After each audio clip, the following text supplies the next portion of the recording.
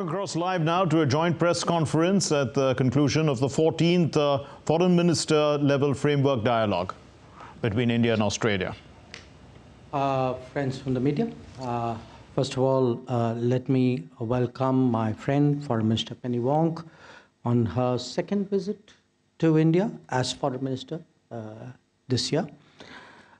As you know, we have just concluded the 14th Foreign Ministers Framework Dialogue. We had a very good discussion which really covered a very large number of subjects.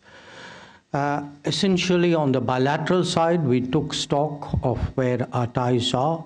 We reviewed the progress made on different initiatives, especially the follow-up to the first annual summit, which took place between our Prime Ministers this year in May. There is, I can say without exaggeration, a real momentum in the India-Australia Comprehensive Strategic Partnership. Our Prime Ministers actually exchanged visits this year. Prime Minister Albanese was in India again in September for the G20. And I would really also, on that note, like to thank Foreign Minister Wong for Australia's strong and consistent support given to us in the context of our G20 presidency. Yesterday, Raksha Mantri ji and I held the second India-Australia 2+2 Foreign and Defence Ministers Dialogue along with Deputy Prime Minister Richard Marles and Foreign Minister Penny Wong. This, again, as you would be aware, is a format we have with select partners. It is reflective of the growing and deepening engagement between our two countries. And I must say, it was a very productive 2+2. Where India and Australia are concerned, I can say that there have really been many firsts in our relationship this year. We have made a new beginning with the Comprehensive Strategic Partnership. The Economic Cooperation and Trade Agreement entered into force, and this is the first year that we are seeing its impact, which has been very positive on our trade. As I said, we saw the first annual summit. There were two visits by the Australian Prime Minister. When our PM went to Australia, we established Little India in Sydney. We saw consulates, new consulates general on both sides. The Australians in Bengaluru, we are opening ours in Brisbane. More direct flight connections. The opening of the first Australian university campuses in India. An agreement on mutual recognition of educational qualifications, migration and mobility arrangement. So as you can see, really every facet of this relationship is actually on the move. Today, amongst other things, we also discussed, highlighted the importance of moving on the Comprehensive Economic Cooperation Agreement, the CECA negotiations. We spoke of the way forward for greater mobility of our students and professionals. And we are committed, both of us, to ensuring that we build more trusted, reliable and resilient supply chains in the Indo-Pacific so that there is broader and inclusive growth. As part of the 2+2 and as again part of our own dialogue today, we had an extensive discussion on security issues. We shared growing convergences with Australia. And at the heart of it is really a shared commitment to a free, open, inclusive, prosperous, and rules-based Indo-Pacific region based on UNCLOS as the constitution of the seas. Minister Wong and I also spoke about terrorism, radicalism, and extremism. Again, you would all know that we have cooperated very closely in forums, including the FATF. In terms of regional and global issues, we discussed, understandably, in great detail what is the current situation in West Asia or the Middle East. We spoke on our region, that is South Asia. Minister Wong spoke to me about their region, particularly the Pacific area. We discuss Southeast Asia, ASEAN, where we actually approach it literally from the two ends, and of course the larger Indo-Pacific region as well. What I do want to stress is that as liberal democracies, as Quad partners, we would continue to work towards a rules-based international order. We will support freedom of navigation in international waters, promote connectivity, growth, and security for all while respecting the territorial integrity and sovereignty of all states. So let me conclude once again by thanking Penny, Minister Wong, for her presence in India today. I know she will speak about it, but in anticipation, want to say that I accepted her kind invitation to visit Australia for an important event which will take place next year. So thank you, and may I request, Penny, if you would make your remarks. Thank you very much, Foreign Minister, or External Affairs Minister Jaishankar. And can I say it's fantastic to be here in New Delhi again, and it's wonderful to have had the opportunity over a couple of days in the 2+2 and also today in the Foreign Ministers Framework Dialogue to have the opportunity to engage directly with Jai. Jai was actually the first counterpart I met after being sworn in as Australia's Foreign Minister, and I think he is the person or the counterpart with whom I've met most in the period I've been Australia's Foreign Minister. I think it's some 11 times if you include bilaterals, trilaterals, the Quad, and other fora that we've met in 2023. This has been a milestone year in our partnership, and it's critical for the Met region. We are, as Dr. Jaishankar said, we are comprehensive strategic partners. We're also Quad partners. We share traditions. We also share an interest in the sort of region we live in, an Indo-Pacific that is peaceful, stable and prosperous, in which sovereignty is respected, and where all countries can benefit from a strategic equilibrium. We can only build and sustain this region by working with others, and I can't emphasise sufficiently how important we see India to that project. I thank Jai for his kind comments about our support on the G20. We certainly did want to ensure we worked with India as much as we were able to make this a successful G20 year. India is also hosting the Quad meeting early next year, so we equally would want to work with India to ensure that that is as successful and positive as it can be. Today we did discuss many issues. We discussed, amongst other things, our work in the Indian Ocean region, how we can collaborate on shared challenges, climate change, maritime security, the health of the oceans. We're at either end, literally, of the Indian Ocean, and we have the largest Indian Ocean coastlines of any nation. So we share a lot. So it's central defining both of us, and it brings us together. So as Jai referenced, I'm pleased to confirm today that Australia will host the Indian Ocean Conference in Perth in February of next year. It's an opportunity to discuss practical solutions for the key challenges facing the region. And I also look forward to welcoming Jai to Australia, not only for that, but for Raisina Down Under, an event in Canberra, which will follow soon after the Down Under version of the Raisina Dialogue.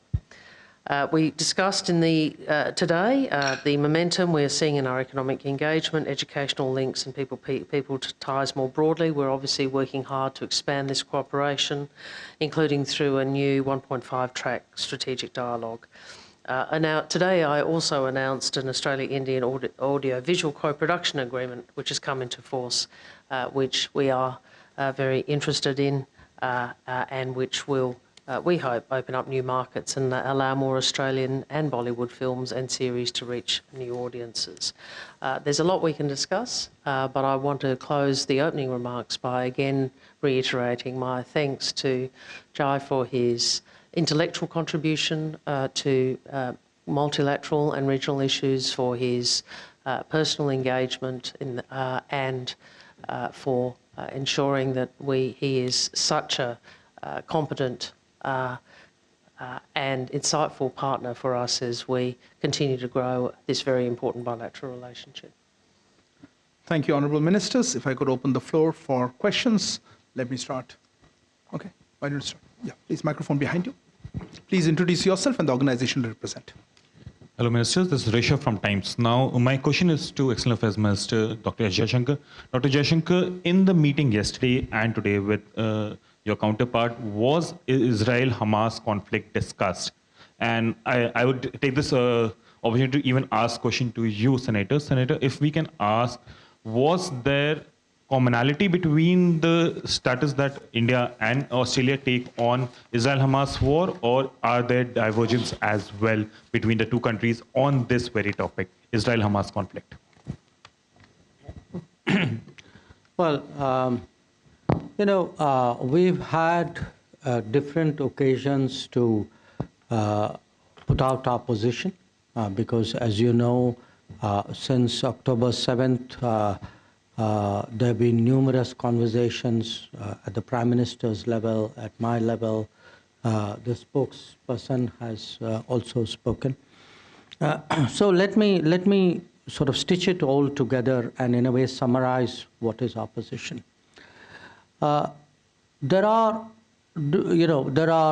different aspects of the very complex and challenging situation that we face today. One, of course, is terrorism, what happened on October 7th. And we think nationally, as well as the international community, that we should never compromise terrorism. We should be very clear about it.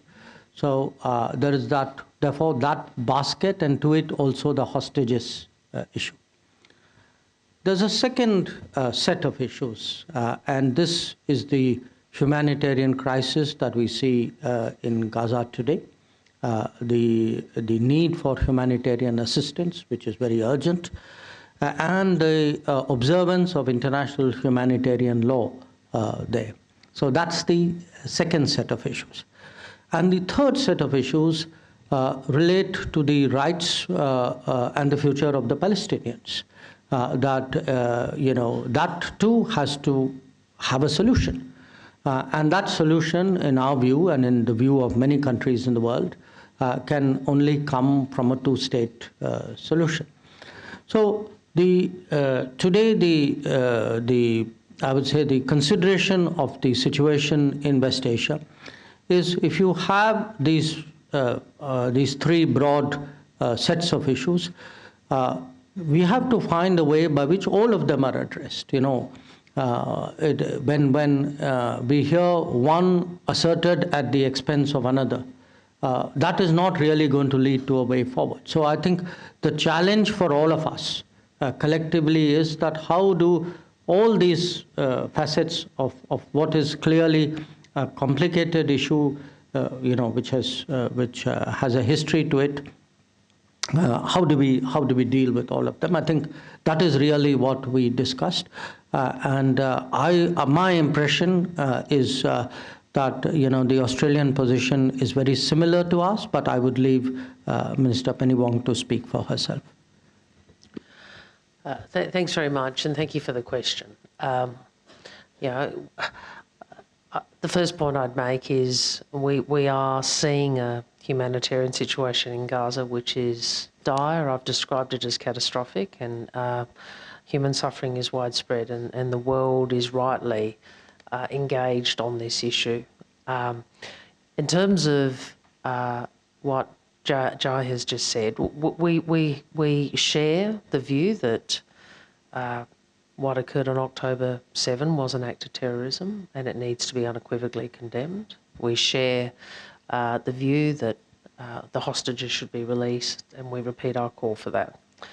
On the humanitarian crisis, we have taken a very clear view, which we've articulated publicly, about the importance of international law, the need for Israel to observe in its actions international law, including the protection of civilians. There's more I can say about that, but I'd refer you to my other public remarks. And on the Palestinian, on the aspirations of the Palestinian people, I think what this shows us is that we do need a political solution. We do need to get to a point where we see both Israeli and Palestinian peoples living in peace and security behind international borders, and that progress to a two-state solution is required.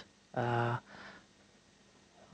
think that is clear from what has occurred. Now, we have made other comments, including in relation to humanitarian pauses only being the first step, and made the obvious point that all of us would like to see the next steps towards a ceasefire, but it can't be one-sided. And I've made those comments publicly previously. Thank you. Thank you, sir. May I, Sudhi, please, there. Sir, Shruti Ranjan from Bloomberg, sir.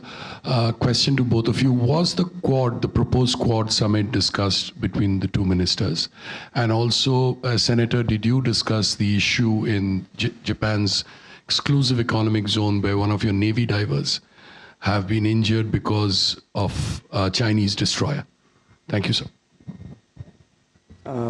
Yes, we did discuss the Quad at some length, and as the minister noted, the first time I actually met her as minister, because I'd met you when you were before you became a minister as well, was actually at a Quad meeting in Tokyo, which was your first day, if I remember rightly, or second. I was a little jet-lagged.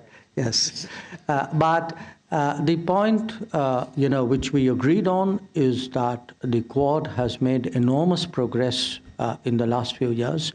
In fact, every meeting has added to the agenda of the Quad, to the substance of the Quad. So there's really a very broad range of issues today that we are cooperating on. But that said, there is a natural inclination to push the envelope, to find new convergences, to explore, fresh areas of cooperation. And a lot of our conversation today, because we are preparing really for a Quad meeting sometime early next year, our discussions really centered around what more could we do to add to the Quad. I think we had some ideas between us, which you will, of course, see in due course when the Quad meets. Well, thank you. Look, we do regard one of the important components or aspects of our partnership with India is obviously our partnership in the context of the Quad. And rightly, that had occupied a fair degree of our discussion, as Dr. Jaishankar has outlined, and we look forward to the next meeting, and we look forward to the Quad's continued contribution to the region we want to live in and to the betterment of the peoples of the region. In relation to the incident to which you refer, I'd make a few points. The first is that the safety and well-being of Australian Defence personnel is our utmost priority. The second point I'd make is to again reiterate that we have raised our serious concerns with the Chinese authorities following what we regard as unsafe and unprofessional interaction with the PLA Navy destroyer. I would again make the point that these events occurred within Japan's EEZ and in international waters, and Australia's principal position is that we expect all countries, including ourselves, to operate militaries in a safe and a professional manner. Thank you. Yeshi, please. Yeah. Microphone to Yeshi.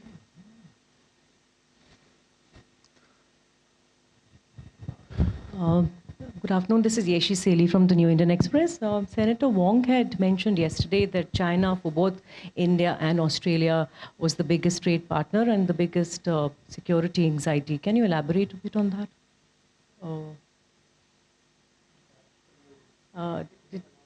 and security, and caused security anxiety also.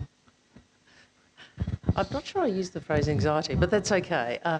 Look, I think one of the things we do share is, we are both countries in a region. Obviously, India is substantially larger than we are.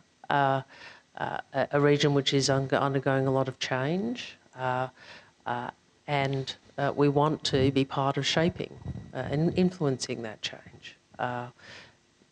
We use the phrase peaceful, stable and prosperous Indo-Pacific. I think Jai has a slightly different formulation, but they essentially are the same objective. We also recognise that China's importance and place in the region and globally, and we continue to engage with China. Certainly, we both have very substantive economic relationship with China. And China is a country with whom we will continue to engage. The way in which we describe it is, we will cooperate where we can, and there are areas where we can. We will disagree where we must, and we will engage in our national interests. And that is the way in which we have described our approach to the relationship with China.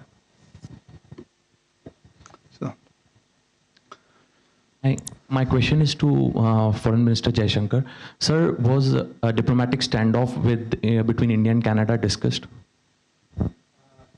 Well, I don't know if that's the word I would use, but did we discuss issues between India and Canada? Yes, I spoke about it to Minister Wong, and as you know, Australia has a good, strong, close relationship with both of us. So I felt it was important that Australia get our perspective on the issue, and that from our point of view, the key issue is really the space which has been given to extremism and radicalism in Canada. So therefore, the short answer is yes, we discussed it. Yes, I spoke to her about our perspective, and she did listen to me very carefully. I do always listen to the External Affairs Minister carefully. Look, I'd point you to my previous comments in relation to this matter, which I've responded to it on a number of occasions. Thank you. Take one last question. So do you have time for a couple of questions? Kalol, go ahead. Mr. Wong, this is Kalol Bhattacharjee from The Hindu. Since you talked about the two-state solution, I wanted to get back to it and ask you, for the two-state solution, would you also clarify your position as far as the Israeli settlements are concerned? What's really Australian position on the Israeli settlements that are eroding the Palestinian territory over the years? And also, would you prefer Israel to go back to the 1967 borders?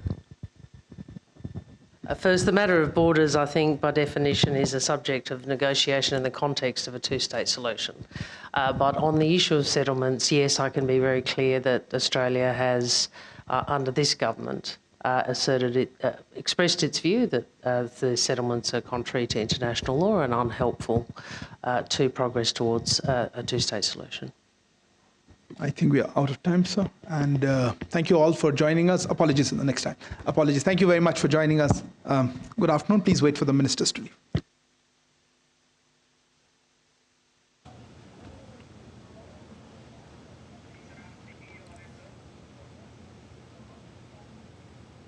Well, that was the joint press conference being addressed by the Foreign Minister of Australia, Penny Wong, and the External Affairs Minister of India, Dr. S. Jaishankar, and this was after the 14th Foreign Minister level framework dialogue, and we understand that they talked about a lot of issues, but specifically about India and Australia. They're both working on several fora on priorities, the Indian Ocean in particular. Australia is going to be hosting the Indian Ocean Conference later. They're also going to be hosting something which is similar to the Raisina dialogue. And significantly, they're also going to start cooperating with India on production of or co-production of movies and audiovisuals. Amritpal Singh was at that press conference. He's joining us now on the phone line. Amrit, fill us in with some of the details, put this into context for us, and bring some background as well into some of the important points that were raised by both ministers. Well, both ministers discussed the entire gamut of relationship. As we heard, both the ministers addressed the press conference. They said we took stock of the progress made in the relationship, Mark. They said that after the PMs, both the Prime Ministers visited each other's countries. The Indian Prime Minister was there in Australia this year. Also, the Australian Prime Minister was here twice. So they discussed the progress made on the commitments made during the first annual conference between the two sides so far. Yes. They also, said that it was a productive 2+2 because the meeting highlighted, and also today's meeting highlighted the progress in the negotiations or the movement made in the negotiations as far as CECA or the Economic Cooperation Agreement is concerned. Also, they discussed greater mobility of students, the restoration of supply chains, or in fact, broadening of supply chains in the Indo-Pacific. The issue of terrorism was discussed. Of course, they have cooperated, in the FAFTA. It was, they said that regional developments, especially related to ASEAN, the East Asia, and the region of Indo-Pacific were discussed. Yes. And both sides stressed for the need for a rule-based international order. In fact, Minister Wong said that we would want that, every country in the region respects the sovereignty, clearly hitting out at China. As you know, their Navy diver was attacked. So she said they have raised that with the Chinese, but she did say that a free, open, resilient Indo-Pacific Yes, Amrit. is the need of the hour. Mark. Okay, we'll leave it there. Thank you very much, Amrit Pal Singh, there for putting it into perspective, that press conference. So we just witnessed that press conference, and as I said, that some of the key takeaways was that they're going to focus largely on the Indian Ocean region. That was one of the priorities at this particular meeting, and Australia is going to be hosting the Indian Ocean Conference later, which External Affairs Minister Jaishankar will be attending. There's also going to be co-production of audio visuals. Apart from that, there was more clarity on several global issues, especially the Israel-Hamas conflict, where the two sides are more or less on the same page. And India also expressed or stated its position as far as the ongoing dispute with Canada is concerned on the promotion of groups that are antagonistic towards India within the space of Canada, which Australia, being close to both countries, was given that point of view up front, and they listened very carefully to it. We leave it there. Thank you very much for being with us. Namaskar.